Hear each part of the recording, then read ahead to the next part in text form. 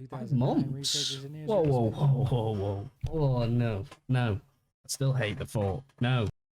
Hello and welcome to today's video where we look at lies that you still believe. If you believe any of the lies in this video, please let me know in the comments and we'll see which ones I still believe. It's no secret that the world is full of lies. In fact, there are tons of so-called facts that almost everyone still believes about anything from ancient history to the human body. And I'm about to debunk some of the biggest fibs around. Okay. Be amazed. Canine coincidence. When you think about wolves, what springs to mind? A full moon, perhaps? It might be time to rethink that image because wolves don't howl at the moon at all. Nah, Hear me out. they don't. The I know nocturnal that. canines do howl as a way of communicating with each other, and sometimes the moon is full, but they have no business directing all that racket at the moon itself. In fact, wolves That's mostly correct. howl in complete I had to know that one personally because of my channel. I know quite a bit about wolves. I love them. They're one of my favorite animals. If I could, I'd have one. darkness. It's directing all that racket at the moon itself. Yeah, In fact, they don't. wolves mostly howl in complete darkness. It's just that we can't see them doing it. There's a couple of reasons why the whole howling at the moon idea might have stuck. Firstly, howls are more easily heard on moonlit nights because these tend to be basically windless. Secondly, our ancestors usually ventured outside more when there was a full moon because they could navigate better in the moonlight, which is probably when they mostly stumbled across howling wolf packs. Rude awakening. We've all heard this one before. You should never, ever wake a sleepwalker. Except you totally can. That's right. There's Really? practically no scientific or medical evidence to prove that giving your sleepwalking sibling a gentle shake is going to cause them to drop dead as a result of a heart attack or pure fright. Of course, being abruptly woken while unconsciously brushing your teeth or attempting to get into the bathtub at 3 a.m. is enough to spook anyone, so it's probably not the nicest thing to do. Yeah. Sleep experts actually recommend... I'm gonna say, like, with that, like, you wouldn't want to, because they'd wake up and you'd be so, like, cautious around it. Nah, I'd let them go. If they want to go, as long as they're not burning the house down, that's all that matters. Spook anyone, so it's probably not the nicest thing to do. Sleep experts actually recommend trying to gently guide a sleepwalker back in the direction of their own bed without fully waking them. Okay. Think of it like herding sheep, except it's your granny in her favorite nightgown. Brain sides. Remember that one girl in art class who could paint flawlessly while your portraiture looked more like melting waxwork? You That's probably me. brushed it off because she was just programmed to be more right-brained than you. Meanwhile, anyone good at math or science must have a stronger left side. That's more me. Simple enough, but turns out that's all lies. It's true that the two separate hemispheres of our brain are responsible for different functions, but the idea that someone can excel in all things creative or analytical just because they have a more dominant side is total nonsense. We know this because a team of neuroscientists in 2013 analyzed the work of over 1,000 brains belonging to participants aged 7 to 29 and found no evidence that any one person relies more heavily on one side of the brain than another during daily tasks. Both hemispheres actually work in tandem and complement each other like yin and yang, meaning we're all pretty much ambidextrous when it comes to using our heads. 3-second memory. Anyone who grew up with a goldfish as a pet will know one thing. They're not the most interesting animals. You might have even used the phrase memory of a goldfish before because of how sieve-like their brains are. Who's used that? I know I have. Even though I'm pretty sure this one's about to be not true. You might have even used the phrase memory of a goldfish before because of how sieve-like their brains are. People often cite the common goldfish as having a minuscule 3-second memory, but they actually have more brain power than us humans give them credit for. Various experiments have actually proven that goldfish can have a memory of up to 5 whole months. In 2009, researchers in Israel... Whoa. Nah, 5 months? I thought it was like 5 minutes. Fish can have a memory of up to 5 whole months. Okay. In 2009, researchers That's in interesting. Did not know that. Fish to associate a sound played through a loudspeaker with feeding time. After being left to their own devices for 5 months, the sound was played again, and sure enough, the fish returned for feeding. Turns out your humble goldfish. So they tested it 5 months late, but have they done another test? It could be more than 5 months. We don't know. and actually seeing the world for the first time with every new lap of the fishbowl. Tomato ketchup. Next time you reach for the ketchup, I know that consider one. this. Your favorite condiment originally had nothing to do with tomatoes. Back in Correct. the 17th century, there was no such thing as ketchup. There were, however, plenty of Europeans rampaging through Asia and sampling all there was to eat and drink. When British invaders returned home from South Asia, there was a big sauce bottle-shaped hole in their hearts, the distant memory of ketchup, or ketchup, as it was known overseas. This distinctly savory condiment was probably something along the lines of fermented fish sauce, but no one could remember exactly what it contained. For some time, attempts to replicate ketchup included a whole cocktail of strange ingredients like walnuts, mushrooms, fish brine, garlic, anchovies, and kidney beans. Tomatoes were only eventually thrown into the mix in an 1801 recipe book by Sandy Addison. All that was left was to butcher their name and wait for Heinz to begin mass-producing the adulterated sauce in 1869.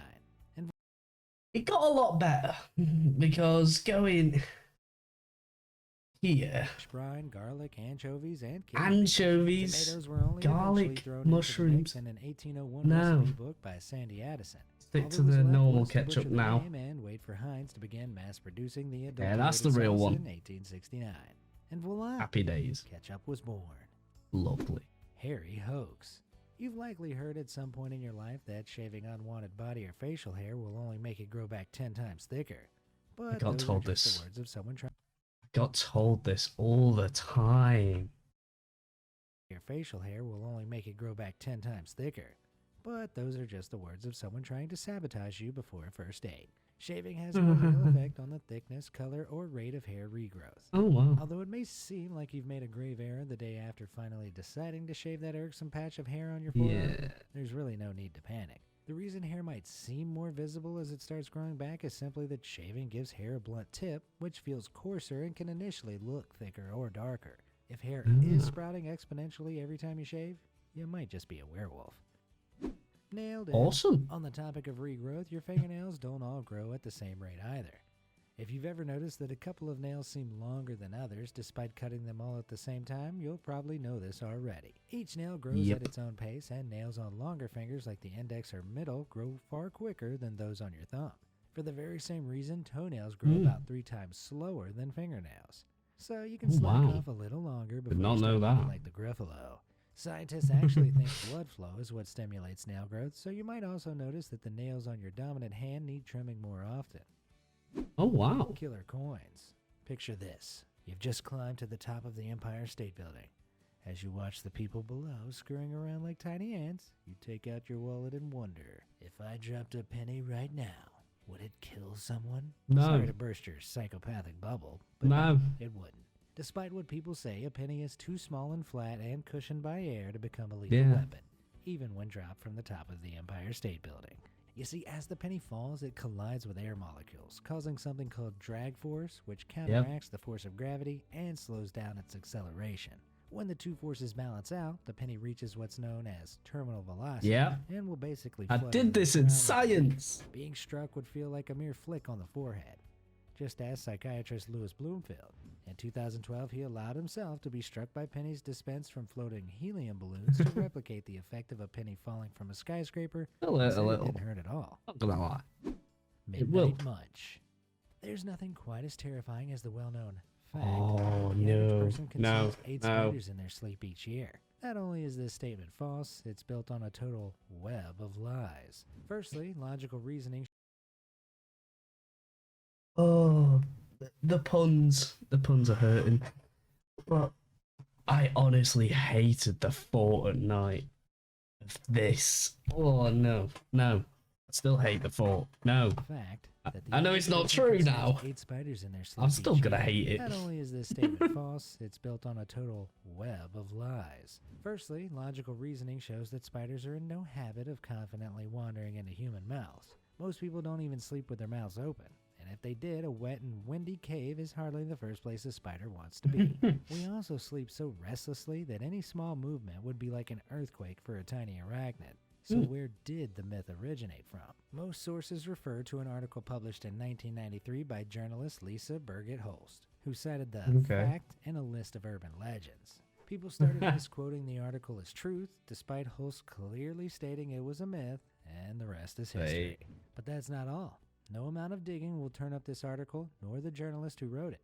In fact, the name Lisa Birgit Holst is a perfect anagram for the phrase, "This is a big troll." Meta, right? Monkey man. Ah, evolution. Isn't it amazing how chimpanzees gradually straightened up and progressed through various hominid forms before arriving at the modern human we know today? It would be if that's how it happened. I know what you're thinking, but Darwin said that's what went down, right? Well, it's true that Darwin explained our close relation to primates in his groundbreaking book, The Origin of the Species, in 1859, but he never actually claimed that we descended directly from the treetop-dwelling creatures. Darwin may not have proposed such a linear progression, but he did emphasize that humans and primates both evolved from a common ape-like ancestor that lived millions of years ago, before it diverged into two separate species. Of course, tacky bumper stickers, t-shirts, and memes just wouldn't be the same without the oversimplified monkey man progression we're so used to seeing. To pee or not to pee? If you've been stung by a jellyfish on vacation, everyone knows that there's only one thing to do. Unzip your pants and pee on the sucker. Unfortunately, research from 2017 shows that this drastic action will do nothing besides attracting some unwanted attention on the beach. In fact, it could make things worse. Jellyfish tentacles have millions of tiny lances embedded inside something called nematocysts, which launch stingers into your skin and let loose a stream of venom. Contrary to popular belief, urine is too diluted to have any effect on removing tentacles properly. And trying to... What is that? What's he doing? Pulling, like... I'm not even sure what that's meant to be. Obviously, there's that one part, but the other... What's he pulling with his arm? Blood? You can't do that. I believe urine is too diluted to have any effect on what are you doing properly, and trying to scrape them off afterwards will only cause them to become embedded further. There's only one saving grace in all this doom and gloom: vinegar. The highly concentrated stuff is the only real thing proven to deactivate the jelly's nematocysts, so you can safely remove the tentacles. If you remember to pack some in your beach bag, that is. Oh, so that's what it was. Who built the pyramids? If you try to cast your mind back to the construction of the Great Pyramids of Giza in around 2530 BC, you'll probably conjure images of slaves working tirelessly in the hot sun and carrying more weight. Nah, it was the aliens. It was the aliens. This is a lie. This is a lie. You'll probably conjure images of slaves working tirelessly in the hot sun and carrying more weight and stone than their backs can bear. According to Egyptologists, though, this scenario has been wrongly popularized by Hollywood movies and isn't at all historically accurate. In 1990, a tourist the well-preserved tombs of those who labored on the monumental construction project. Archaeological analysis revealed that around 10,000 poor builders from the north and south of Egypt banded together out of basic loyalty to their pharaohs. Although they were free men, the work was still extremely grueling, and it likely took around 30 years to complete one pyramid. The fact that those who died during construction were buried in the tombs near the pharaoh's sacred pyramids also proves that they were well respected. False forbidden fruit. You'd be hard-pressed to find anyone who'll tell you that the taboo snack that caused Adam and Eve to be eternally banished from the Garden of Eden was anything other than an apple. Nowhere in the Bible is the forbidden fruit officially identified. So how did such a humble fruit gain a reputation for bringing death and disease upon the human race? In short, a good old Latin pun. When the Bible was originally translated from Hebrew into Latin sometime in the 4th century AD, the word mali, meaning evil, was used to describe the tree of good and evil. This closely resembles the words mala or malum, which can both be translated to mean apple. In the original scripture, though, the words aren't even close. The word for evil in Genesis 2:17 is ra, while the words used for apples in Proverbs 25:11 and Song of Solomon 2:3 is tapawak. This means that the serpent basically could have offered up anything from figs to pomegranates or avocados. What a millennial twist that would be. Which of these lies did you fall for? Let me know in the comments below. I've fallen for quite a few. I'm not... Wow. I didn't think it'd be that many. How many did you fall for, though? Let me know in the comments. I'll catch you all next time.